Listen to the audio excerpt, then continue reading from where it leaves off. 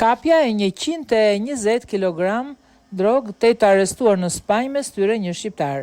Rajoni Os Salnes në Spanjë ishte epiqendra e një operacioni kundër trafikut të drogës të kryer nga njësia greko e policisë kombëtare spanjolle, e cila çoi në shkatrimin e një rjeti të dyshuar lokal të trafikimit të drogës. Operacioni rezultoi në të paktën 8 arrestime dhe 5 kontrolle në vende të tilla si San Miguel, Deiro Villanova, Pojo dhe Bueu.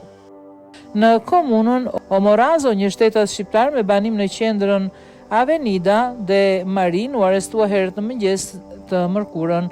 Burimet pranë hetimit tregojnë se hetimi lidhet me operacionin e kryer shkurtin e kaluar në portin e Marin, ku një sasi prej 120 kg kokain u gjetë e bashkangjitur në trupin e një anije tregtare ruse, Crown Garnet.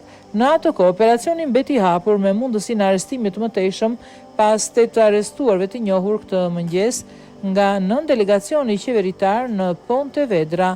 Të njëjtat burime tregojnë se grupi me bazë në Arousa ishte marrë me sasi të vogla droge, atyre u sekuestrua afërsisht 30 gram heroin, 160 gram të tjerë kokain dhe afërsisht 100 gram marijuan.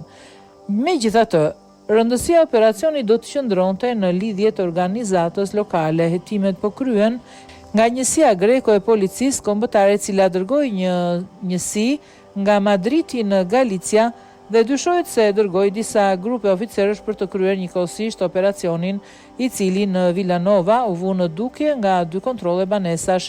Në Beau u arrestua një shtetas shqiptar, si dhe pati bastisje të cilat u kryen edhe në Linares, Pojo. Ato u mbështetën në të gjitha këto nga oficer të njësisë së ndërhyrjes policisë së Vigos, UIP. Operacioni mbetet i fshet, kështu që pak informacion ka dalë, por një hetim është duke u zhvilluar për të përcaktuar nëse shqiptari arrestuar në Bueu veproi si ndërlidhës midis klaneve galike.